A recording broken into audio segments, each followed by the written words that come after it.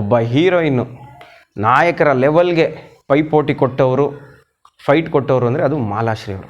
ಈ ಸಿನಿಮಾ ಖಂಡಿತವಾಗ್ಲೂ ಸಕ್ಸಸ್ ಆಗುತ್ತೆ, ಮಾಲಾಶ್ರೀ ಇದ್ದಾರಲ್ಲ ಅಂತೇಳಿ. ಬರೀ ಮೈಸೂರು ಬೆಂಗಳೂರು ಮಾತ್ರ ಅಲ್ಲ, ರಾಜ್ಯಾದ್ಯಂತ ಎಲ್ಲ ಕಡೆನೂ ಅದೇ ರೀತಿಯ ಕಲೆಕ್ಷನ್ನು.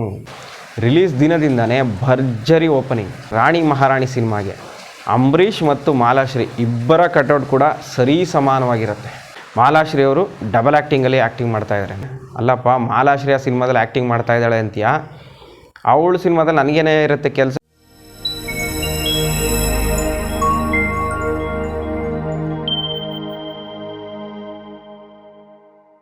ಕನಸಿನ ರಾಣಿ ಮಾಲಾಶ್ರೀ ಅವರು ನಮ್ಮ ಕನ್ನಡ ಚಿತ್ರರಂಗವನ್ನು ಅಕ್ಷರಶಃ 90ರ ದಶಕದಲ್ಲಿ ಆಳ್ತಾರೆ. 89ರಲ್ಲಿ ನಂಜುಂಡಿ ಕಲ್ಯಾಣ ಸಿನಿಮಾ ಬರುತ್ತೆ. ಆ ಸಿನಿಮಾದ ಅತ್ಯದ್ಭುತ ಯಶಸ್ಸಿನ ಹಿಂದೆ ಮಾಲಾಶ್ರೀ ಅವರ ಪಾತ್ರ ಬಹು ಪ್ರಮುಖವಾದದ್ದು. ಆ ಸಿನಿಮಾ ಆ ಮಟ್ಟಿಗೆ ಸಕ್ಸಸ್ ಆಗಲಿಕ್ಕೆ ಮಾಲಾಶ್ರೀ ಅವರ ಕೊಡುಗೆ ಸಾಕಷ್ಟಿದೆ. ಆ ಸಿನಿಮಾ ಭರ್ಜರಿ ಸಕ್ಸಸ್ ಆಗ್ತಿದ್ದಾಗೇ ಎರಡನೇ ಸಿನಿಮಾ ಗಜಪತಿ ಗರ್ವಭಂಗ ಬರುತ್ತೆ. ಅದು ಕೂಡ ಅತ್ಯದ್ಭುತ ಯಶಸ್ಸನ್ನು ಕಾಣುತ್ತೆ. ಅಲ್ಲಿಂದ ಮಾಲಾಶ್ರೀ ಅವರು ಹಿಂದೆ ತಿರುಗಿ ನೋಡೋದೇ ಇಲ್ಲ. ಅವರ ಕಾಲ್ ಶೀಟ್ಗಾಗಿ ಪ್ರೊಡ್ಯೂಸರ್ಸು, ಡೈರೆಕ್ಟರ್ಸು ಅವ್ರ ಮನೆ ಹತ್ರ ಸಾಲಾಗಿ ನಿಂತ್ಕೊಳ್ತಿದ್ರು. ಆ ಮಟ್ಟಿಗೆ ಹೆಸರು ಮಾಡಿಬಿಡ್ತಾರೆ. ದಕ್ಷಿಣ ಭಾರತದಲ್ಲೇ, ಅದರಲ್ಲೂ ಪ್ರಮುಖವಾಗಿ ಕನ್ನಡ ಚಿತ್ರರಂಗದಲ್ಲಿ ಒಬ್ಬ ಹೀರೋಯಿನ್ನು ನಾಯಕರ ಲೆವೆಲ್ಗೆ ಪೈಪೋಟಿ ಕೊಟ್ಟವರು, ಫೈಟ್ ಕೊಟ್ಟವರು ಅಂದರೆ ಅದು ಮಾಲಾಶ್ರೀ ಅವರು. ಮಾಲಾಶ್ರೀ ಅವರು ಹಲವು ಹಿಟ್ ಸಿನಿಮಾಗಳನ್ನು ಕೊಟ್ಟಿರ್ತಾರೆ. ಮತ್ತು ಮಾಲಾಶ್ರೀ ಅವರ ರಾಣಿ ಮಹಾರಾಣಿ ಸಿನಿಮಾದ ಬಗ್ಗೆ ಮಾಹಿತಿಯನ್ನು ಕೊಡ್ತೀನಿ. ಈ ಸಿನಿಮಾ 1990ರಲ್ಲಿ ರಿಲೀಸ್ ಆಗುತ್ತೆ.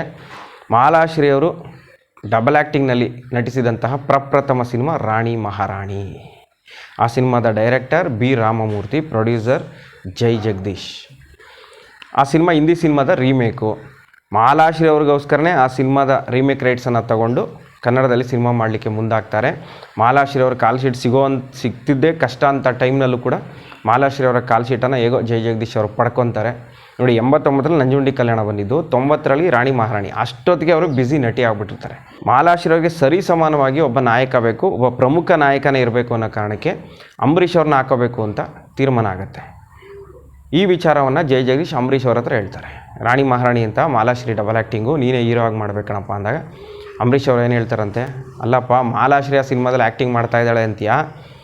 ಅವಳು ಸಿನಿಮಾದಲ್ಲಿ ನನಗೇನೇ ಇರುತ್ತೆ ಕೆಲಸ, ಇಡೀ ಸಿನಿಮಾನೇ ಅವಳು ಆವರಿಸ್ಕೊಂಡ್ಬಿಡ್ತಾಳೆ, ನಮಗೇನಿರಲ್ಲ ಆ ಸಿನಿಮಾದಲ್ಲಿ, ನನಗೇನು ಕೊಡ್ತೀಯ ಅದರಲ್ಲಿ, ಡಬಲ್ ಆ್ಯಕ್ಟಿಂಗ್ ಅಂತ ಎಲ್ಲ ಹೋಗು, ಸಿನಿಮಾ ಸಕ್ಸಸ್ ಆಗುತ್ತೆ, ಮಾಲಾಶ್ರೀ ಇದ್ಮೇಲೆ ನಾವ್ಯಾಕೆ ಅಂತ ಅಂಬರೀಷ್ ಅವರು ಜೈ ಜಗದೀಶ್ ಹೇಳ್ತಾರಂತೆ. ನೋಡಿ, ಮಾಲಾಶ್ರೀ ಅವರ ಶಕ್ತಿಯ ಬಗ್ಗೆ ಅಂಬರೀಷ್ ಅವ್ರಿಗೂ ಅರಿವಿರುತ್ತೆ.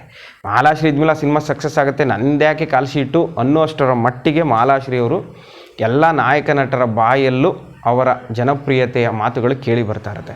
ಆಗ ಜೈ ಜಗದೀಶ್, ಇಲ್ಲಪ್ಪ, ಮಾಲಾಶ್ರೀ ಇದ್ದರೂ ಕೂಡ ನಿನಗೂ ಸರಿ ಸಮಾನವಾದ ಪಾತ್ರ ಇದೆ, ದಯವಿಟ್ಟು ಮಾಡು ಅಂತ ಹೇಳಿದಾಗ, ನೋಡೋಣ ಅದೇನು ಕಥೆ ಹೇಳು ಫಸ್ಟು ಅಂತ ಹೇಳ್ಬಿಟ್ಟು ಹೇಳ್ತಾರಂತೆ. ಆಗ ಬಿ ರಾಮಮೂರ್ತಿ ಅವ್ರನ್ನ ಕಳಿಸ್ತಾರಂತೆ ಜೈ ಜಗದೀಶ್.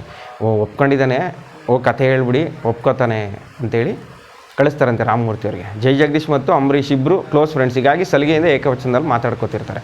ರಾಮಮೂರ್ತಿ ಅವರು ಅಂಬರೀಷ್ ಅವ್ರ ಹತ್ರ ಹೋಗ್ತಾರೆ. ಅಂಬರೀಷ್ ಅವ್ರ ಹತ್ರ ಸ್ಟೋರಿ ಹೇಳ್ತಾರಂತೆ. ಅವ್ರಿಗೂ ಕೂಡ ಇದೇ ಮಾತನ್ನು ಹೇಳ್ತಾರಂತೆ ಅಂಬರೀಷ್, ಅಲ್ಲ ಕಣಯ್ಯ, ಮಾಲಾಶ್ರೀ ಇದ್ದಾಳೆ ಆ ಸಿನಿಮಾದಲ್ಲಿ ಅಂದಮೇಲೆ ನನಗೇನಪ್ಪ ಇರುತ್ತೆ, ನಾನು ಬಂದು ಒಂದು 2 ಸಾಂಗಲ್ಲಿ ನಟಿಸ್ಬೇಕಾ ಅಂತ ಹೇಳಿದಾಗ, ಇಲ್ಲ ಅಣ್ಣ, ಅವರಷ್ಟೇ ನಿಮಗೂ ಪ್ರಾಮುಖ್ಯತೆ ಇರುತ್ತೆ ಸಿನಿಮಾದಲ್ಲಿ, ಬೇಕಾದ್ರೆ ಕಥೆ ಕೇಳಿ ಅಂದ್ಬಿಟ್ಟು ಕಥೆ ಎಲ್ಲ ಹೇಳಿದಾಗ, ಆಯ್ತು ಬಿಡಪ್ಪ ಅಂತೇಳಿ ಕಾಲ್ ಶೀಟ್ ಕೊಡ್ತಾರೆ. ಅಲ್ಲಿಂದ ಸಿನಿಮಾದ ಕೆಲಸಗಳು ಶುರುವಾಗುತ್ತೆ. ರಾಣಿ ಮಹಾರಾಣಿ ಸಿನಿಮಾ ರಿಲೀಸ್ಗೂ ಮುಂಚೆ ಹಲವು ವಿಚಾರಗಳಿಂದ ಕುತೂಹಲವನ್ನು ಸೃಷ್ಟಿ ಮಾಡುತ್ತೆ. ಒಂದು, ಮಾಲಾಶ್ರೀ ಅವರು ಡಬಲ್ ಆ್ಯಕ್ಟಿಂಗಲ್ಲಿ ಆ್ಯಕ್ಟಿಂಗ್ ಮಾಡ್ತಾಯಿದ್ದಾರೆ ಅನ್ನೋದು. ಮತ್ತೊಂದು, ಅಂಬರೀಷ್ ಮತ್ತು ಮಾಲಾಶ್ರೀ ಮೊದಲ ಬಾರಿ ಒಟ್ಟಾಗಿ ಅಭಿನಯವನ್ನು ಮಾಡಿರ್ತಾರೆ. ಮತ್ತೊಂದು, ಆ ಸಿನಿಮಾದ ಸಂಗೀತ ನಿರ್ದೇಶಕರು ಹಂಸಲೇಖ. ಈ ಎಲ್ಲ ಕಾರಣಗಳಿಂದ ರಾಣಿ ಮಹಾರಾಣಿ ಶೂಟಿಂಗ್ ನಡೆಯುವ ಸಂದರ್ಭದಲ್ಲೇ ಕ್ರೇಜ್ ಕ್ರಿಯೇಟ್ ಮಾಡಿಬಿಡುತ್ತೆ. ಈ ಮಾಲಾಶ್ರೀ ಇದ್ರಲ್ಲಿ ಡಬಲ್ ಆ್ಯಕ್ಟಿಂಗ್ ಅಂತೆಪ್ಪ, ಅಂಬರೀಷ್ ಅವ್ರ ಜೊತೆ ನಟಿಸ್ತಾ ಇದ್ದಾರೆ, ಹೇಗಿರುತ್ತೋ ಸಿನಿಮಾ ಅಂತೆಲ್ಲ ಚರ್ಚೆ. ಮತ್ತು ಆ ಸಿನಿಮಾ ರಿಲೀಸ್ಗೂ ಮುಂಚೆ ಹಾಡುಗಳು ರಿಲೀಸ್ ಆಗುತ್ತೆ. ಹಾಡುಗಳಂತೂ ಧೂಳೆಬ್ಬಿಸ್ಬಿಡುತ್ತೆ. ಹಂಸಲೇಖ ಅಂದಮೇಲೆ ಅದಕ್ಕೆ ಕೇಳೋ ಹಾಗೆ ಇಲ್ಲ, ಹಾಡುಗಳೆಲ್ಲ ಅದ್ಭುತವಾಗಿರುತ್ತೆ. ಅದರಲ್ಲೂ ಕೂಡ ಸೂಪರ್ ಹಿಟ್ ಸಾಂಗ್ಸು, ಹುಡ್ಕೊಂಡು ಆಡೋವಂಥ ಸಾಂಗ್ ಕೂಡ ಬರೆದ್ಬಿಟ್ಟಿರ್ತಾರೆ. ಒಳಗೆ ಸೇರಿದರೆಗೊಂಡು ನಂಜುಂಡಿ ಕಲ್ಯಾಣದಲ್ಲಿ ಹೇಗೆ ಸಕ್ಸಸ್ ಆಯಿತೋ, ಇದರಲ್ಲೂ ಕೂಡ ಒಂದು ಕುಡಿದಾಡುವಂಥದ್ದು ಮಾಲಾಶ್ರೀ ಅವರು. ಹೂವು ಕೋಳಿಗೆ ಖಾರ ಮಸಾಲೆ ಅಂತಿದೆ ನೋಡಿ, ಆ ಸಾಂಗು ಇದರಲ್ಲಿ ಕುಡ್ಕೊಂಡು ಆಡಿರುವಂಥ ಹಾಡು. ಆ ಹಾಡನ್ನು ಕೇಳ್ಬಿಟ್ಟೆ ಇದರಲ್ಲೂ ಒಂದು ಮಾಲಾಶ್ರೀ ಕುಡ್ಕೊಂಡು ಹಾಡು ಹೇಳಿದಾರಪ್ಪ ಅಂತೇಳಿ ಆ ಸಿನಿಮಾನ ಯಾವಾಗ ನೋಡ್ತೀವೋ ಅನ್ನೋ ಅಷ್ಟರ ಮಟ್ಟಿಗೆ ಕನ್ನಡ ಚಿತ್ರಪ್ರೇಮಿಗಳು ಆ ಸಿನಿಮಾಗೋಸ್ಕರ ಕಾಯ್ತಾ ಇರ್ತಾರೆ. ನಮ್ಮ ಮೈಸೂರಿನಲ್ಲಿ ವುಡ್ಲ್ಯಾಂಡ್ ಥಿಯೇಟ್ರಿಗೆ ಬಂದಿತ್ತು ಅಂತ ಕಾಣುತ್ತೆ. ರಿಲೀಸ್ ದಿನದಿಂದನೇ ಭರ್ಜರಿ ಓಪನಿಂಗ್. ನಾವು ನಮ್ಮ ಕನ್ನಡ ಚಿತ್ರರಂಗದಲ್ಲಿ ನೋಡಿದಾಗೆ ಹೀರೋಗಳ ಕಟೌಟನ್ನು ಮಾತ್ರ ಅತಿ ಎತ್ತರದಲ್ಲಿ ನಿಲ್ಲಿಸ್ತಾಯಿದ್ರು. ಹೀರೋಯಿನ್ಗಳವ್ರದ್ದು ಎಲ್ಲ ಒಂದು ಅಲ್ಲೋ ಇಲ್ಲೋ ಒಂದೊಂದು ಸಣ್ಣದಾಗಿ ಕಟ್ಟೋ ನಿಲ್ಸರು ಅಥವಾ ಬ್ಯಾನರ್ ಇರ್ತಿತ್ತು. ಆದರೆ ರಾಣಿ ಮಹಾರಾಣಿ ಸಿನಿಮಾಗೆ ಅಂಬರೀಷ್ ಮತ್ತು ಮಾಲಾಶ್ರೀ ಇಬ್ಬರ ಕಟೌಟ್ ಕೂಡ ಸರಿ ಸಮಾನವಾಗಿರುತ್ತೆ.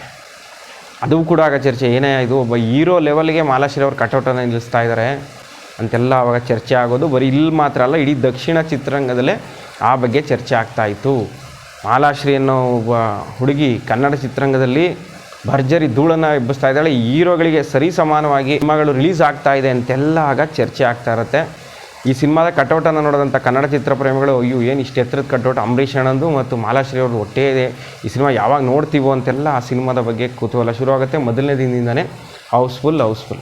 ಸಾಮಾನ್ಯವಾಗಿ ನಾವು ಬೆಳಗಿನ ಜಾವ ಅಣ್ಣವ್ರದ್ದು, ಶಿವರಾಜ್ ಕುಮಾರ್, ಅಂಬರೀಷು, ವಿಷ್ಣುವರ್ಧನ್ ಇಂಥವ್ರದನ್ನ ಒಟ್ಟೊಟ್ಟಿಗೆ ಟಿಕೆಟ್ ಕೊಡೋದನ್ನು ನೋಡ್ತಾ ಇದ್ವಿ. ಆದರೆ ರಾಣಿ ಮಹಾರಾಣಿ ಸಿನಿಮಾ ರಿಲೀಸ್ ಆಗಿ ಎಷ್ಟೋ ದಿನಗಳ ಗಂಟ ಬೆಳಗ್ಗೆನೇ 3 ಶೋದು ಟಿಕೆಟ್ ಕೊಟ್ಟು ಮುಗಿಸೋರು. ಆ ಥರ ಜನ, ಬರೀ ಮೈಸೂರು ಬೆಂಗಳೂರು ಮಾತ್ರ ಅಲ್ಲ, ರಾಜ್ಯಾದ್ಯಂತ ಎಲ್ಲ ಕಡೆನೂ ಅದೇ ರೀತಿಯ ಕಲೆಕ್ಷನ್ನು. ರಾಣಿ ಮಹಾರಾಣಿ ಸಿನಿಮಾ ಭರ್ಜರಿ ಕಲೆಕ್ಷನ್ ಮಾಡುತ್ತೆ. ಆ ವರ್ಷದ ಹಿಟ್ ಸಿನಿಮಾ ಅಂತ ಅನ್ನಿಸ್ಕೊಳುತ್ತೆ. ಆ ವರ್ಷ ಮಾಲಾಶ್ರೀ ಅವರ ಹಲವು ಸಿನಿಮಾಗಳು ಬರುತ್ತೆ. ಆ ವರ್ಷ ಪೊಲೀಸ್ನ ಹೆಂಡತಿ ಆಗ್ಬೋದು, ರಾಣಿ ಮಹಾರಾಣಿ, ಮೃತ್ಯುಂಜಯ, ಈ ರೀತಿ ಹಲವು ಸಿನಿಮಾಗಳು ಮಾಲಾಶ್ರೀ ಅವ್ರು ಬರುತ್ತೆ. ಎಲ್ಲವೂ ಕೂಡ ಗಲ್ಲಾಪೆಟ್ಟಿಗೆನಲ್ಲಿ ಭರ್ಜರಿ ಸೌಂಡನ್ನು ಮಾಡುತ್ತೆ. ಇನ್ನು ಮಾಲಾಶ್ರೀ ಅವರ ಸಿನಿಮಾಗಳ ವಿಶೇಷತೆ ಏನಂದರೆ, ಅವರೇನಾದರೂ ಆ ಸಿನಿಮಾದಲ್ಲಿ ಆ್ಯಕ್ಟ್ ಮಾಡ್ತಾ ಇದ್ದಾರೆ ಅಂದರೆ ಆ ಸಿನಿಮಾ ಶೂಟಿಂಗ್ ದಿನವೇ ಆ ಸಿನಿಮಾ ವಿತರಣೆ ಆಗಿಬಿಡೋದು. ಡಿಸ್ಟ್ರಿಬ್ಯೂಟರ್ಗಳು ಆ ಸಿನಿಮಾವನ್ನು ಕೊಂಡ್ಕೊಂಡ್ಬಿಡ್ತಾಯಿದ್ರು. ಈ ಸಿನಿಮಾ ಖಂಡಿತವಾಗ್ಲೂ ಸಕ್ಸಸ್ ಆಗುತ್ತೆ, ಮಾಲಾಶ್ರೀ ಇದ್ದಾರಲ್ಲ ಅಂತೇಳಿ ಸಿನಿಮಾವನ್ನು ಎಲ್ಲ ಪ್ರಾಂತ್ಯಕ್ಕೂ ಮಾರಾಟ ಆಗಿಬಿಡ್ತಾಯಿತ್ತು. ನೋಡಿ, ಈ ಸಿನಿಮಾದಲ್ಲಿ ರಾಣಿ ಮಹಾರಾಣಿ ಸ್ಟಾರ್ಟಿಂಗಲ್ಲಿ ಬರುತ್ತೆ ನೋಡಿ, ಎಲ್ಲ ವಲಯಕ್ಕೂ ಕೂಡ ಮಾರಾಟ ಆಗಿಬಿಟ್ಟಿರ್ತದೆ ಸಿನಿಮಾ. ಅಷ್ಟು ಗ್ಯಾರಂಟಿ ವಿತರಕರಿಗೆ ಮಾಲಾಶ್ರೀ ಅವರ ಸಿನಿಮಾ ಅಂದರೆ, ಅವ್ರ ಸಿನಿಮಾ ಅಂದಮೇಲೆ ಖಂಡಿತವಾಗ್ಲೂ ಸಕ್ಸಸ್ ಆಗುತ್ತೆ, ನಮಗೂ ಲಾಭ ಆಗುತ್ತೆ ಅಂತೇಳಿ ಹಿಂದೆ ಮುಂದೆ ನೋಡ್ದೇ ಪ್ರೊಡ್ಯೂಸರ್ಸು ಎಷ್ಟು ಹೇಳ್ತಾರೋ ಆ ರೇಟಿಗೆ ಆ ಸಿನಿಮಾವನ್ನು ತೊಗೊಂಡ್ಬಿಡೋರು. ಪ್ರೊಡ್ಯೂಸರ್ಸು ಸಿನಿಮಾ ರಿಲೀಸ್ಗೂ ಮುಂಚೆನೇ ಸೇಫ್ ಆಗಿಬಿಡ್ತಾಯಿದ್ರು. ಈ ರೀತಿ ಮಾಲಾಶ್ರೀ ಅವರು ಕನ್ನಡ ಚಿತ್ರರಂಗವನ್ನು 89ರಿಂದ 95 ತನಕನೂ ಆಳ್ತಾರೆ, ಮಹಾರಾಣಿಯಾಗಿ ಮೆರೀತಾರೆ. ಇನ್ನು ಈ ಸಿನಿಮಾದಲ್ಲಿ ಮಾಲಾಶ್ರೀ, ಅಂಬರೀಷ್, ಶಶಿಕುಮಾರ್ ಇವರಲ್ಲದೇ ದೊಡ್ಡಣ್ಣ, ಜಗ್ಗೇಶ್ ಮತ್ತು ಉಮಾಶ್ರೀ ಅವರು ಕೂಡ ಸಾಕಷ್ಟು ಹೆಸರು ಮಾಡ್ತಾರೆ. ಇವ್ರಿಗೂ ದೊಡ್ಡಣ್ಣ ಅವರು ವಿಲನ್ ಪಾತ್ರದಲ್ಲಿ ಅಭಿನಯವನ್ನು ಮಾಡ್ತಿರ್ತಾರೆ. ಈ ಸಿನಿಮಾದಲ್ಲಿ ಕಂಪ್ಲೀಟ್ ಕಾಮಿಡಿ ಆ್ಯಕ್ಟ್ರ್ ಅವರು ಉಮಾಶ್ರೀ ಮತ್ತು ಜಗ್ಗೇಶ್, ಇವ್ರು 3 ಜನರ ಆ್ಯಕ್ಟಿಂಗ್ ನೋಡೋಕ್ಕೂ ಕೂಡ ಜನ ಪದೇ ಪದೇ ಸಿನಿಮಾವನ್ನು ನೋಡೋರು. ಅಷ್ಟು ನಕ್ಕು ನಗಿಸುತ್ತೆ ರಾಣಿ ಮಹಾರಾಣಿ ಸಿನಿಮಾ. ಮತ್ತು ಜಗ್ಗೇಶ್ ಅವರಿಗೆ ಈ ಸಿನಿಮಾ ಮೂಲಕ ಮತ್ತಷ್ಟು ಅವಕಾಶಗಳು ಸೃಷ್ಟಿಯಾಗುತ್ತೆ.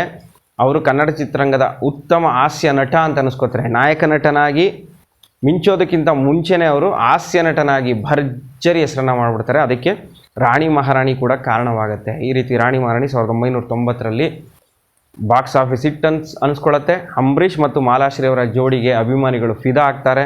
ಅವರಿಬ್ಬರ ಜೋಡಿ ಸಕ್ಸಸ್ ಆದಮೇಲೆ ಅಲ್ಲಿಂದ ಸಾಕಷ್ಟು ಸಿನಿಮಾಗಳು ಅಂಬರೀಷ್ ಮತ್ತು ಮಾಲಾಶ್ರೀ ಅವರ ಜೋಡಿನಲ್ಲಿ ಬರುತ್ತಗಳು ಕೂಡ ಯಶಸ್ಸನ್ನು ಕಾಣುತ್ತೆ.